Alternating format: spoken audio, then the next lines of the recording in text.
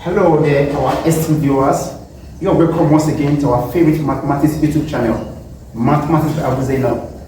That special channel created for you and I to demystify mathematics and tackle the age-long phobia associated with this all-important subject, one topic at a time. Today we are looking at our topic which we started in the last lesson, inequality. Inequality, as I explained in the last lesson, is the concept of not being equal, which is the opposite of equation or equalities. The idea here is that two separate quantities are not of the same value. And then I explained what a law of trichotomy is, which simply means there are three possible scenarios when it comes to two quantities. It's either they are equal, that's equation, or the first is less than the second, or the second is greater than the first. These are the three possible scenarios between two physical quantities in mathematics.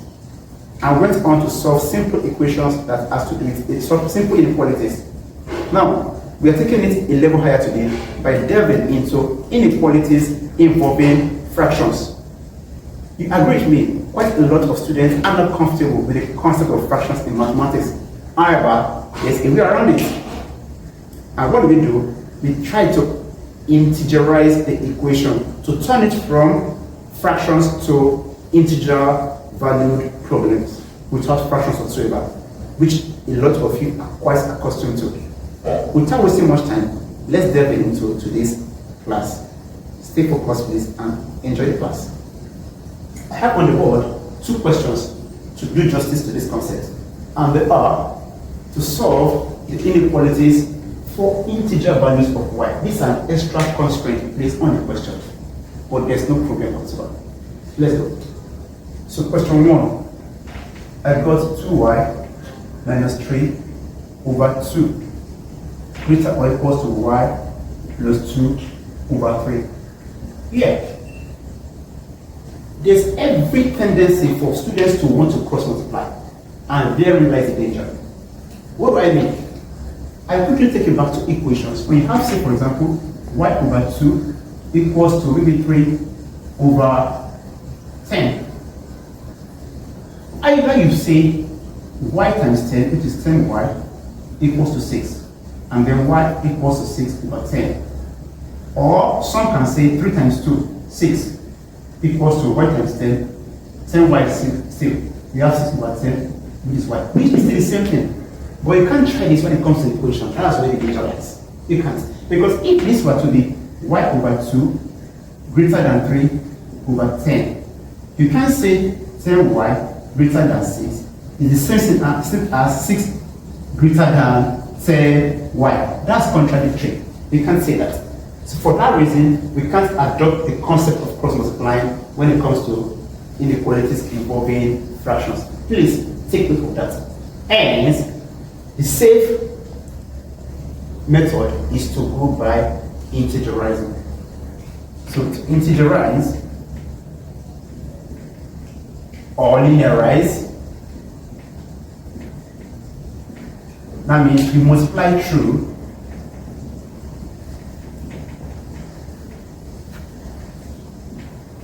by the LCM of the denominators.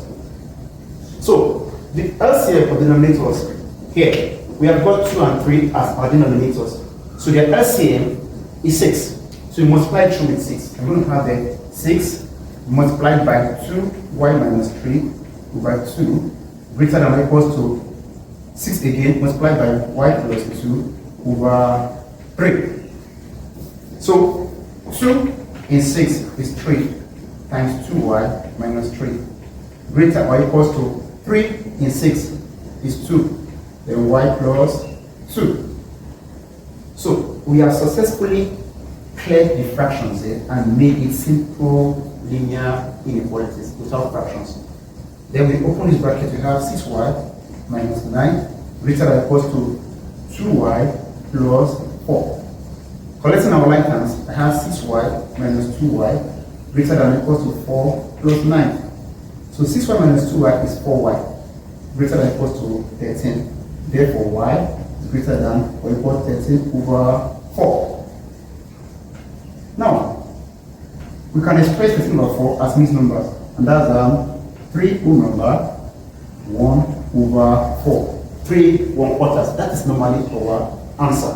However, because of the extra condition here that your y must be integer value, then the question now is, what are the integer values that fit into this range? Then, to make it easy for us to understand, let's go back to our number line, whereby we have 3 1/4 here, and because the symbol is greater than to the right hand side, so we write numbers, whole numbers after 3/4, 3 1/4 to the right. So I have 3 1/4. The next whole number will definitely be 4, then 5, then 6. That's after 3 1/4. We have the next whole number being 4, 5, 6. So our y value we can conclude will be 4, 5, 6, which are integers. And that is the solution of question number 1. It's quite mouthful. I believe you find it very straightforward and easy. Let's look at example number 2 and see how that also pans out, because it's pretty much the same.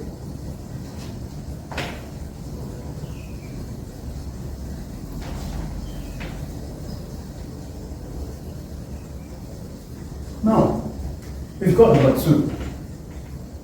2y over 3 plus 5 over 4 less than y over 2 minus 5 over 6. So, because we have inequalities that have fractions here, it's still the same procedure to eradicate the fractions. So, the LCM of the denominators, which are 3, 4, 2, and 6, is 12 in this case. I multiply each term on both sides with 12. So, I'm going to have 12 times 2y over 3 plus 12 times 5 over 4 less than 12 times y over 2 minus 12 times 5 over 6. You can see that 12, 12, 12, 12. So 3 in 12 is 4 times 2y, 8y. Plus 4 in 12 is 3 times 5, 15. Less than 3 in 12, 6 times y, 6y. Minus 6 in 12, 2 times 5, 10.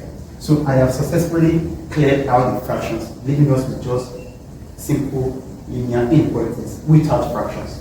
Then we can simply collect like terms. 8y minus 6y less than minus 10 minus 15. So 8y minus 6y is 2y. Minus 10 minus 15 is minus 25. Hence, y is less than minus 25 over 2, which in mixed numbers is actually 12 over 1 over 2. Again, we are not done because the condition says our y must possess integer values. So what are the values that fall in this category? To help us picture that, let's go to our number line. Now, because the symbol is to the left, that's less than. That means we're writing the values from minus 12.5 to the left.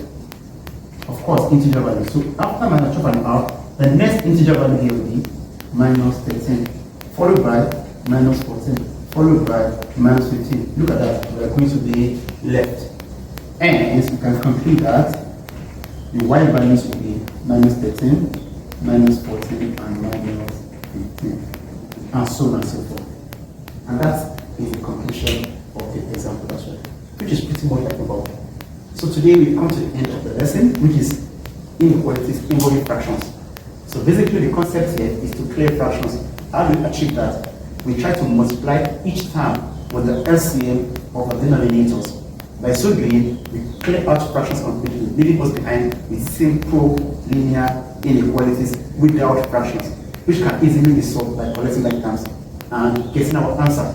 However, the solution does not end without us considering the condition given. That's why, in this case, we must possess integer values. And integers are positive or negative whole numbers. In other words, we must draw a number line so that I can picture appropriately what whole numbers fall into the range of the solution. I believe you found today's class quite interesting and quite enlightening as well. If you do, please don't forget to subscribe, share, and tune on your notification bell so that you'll be the first to know when we drop our next video. Thank you and stay blessed.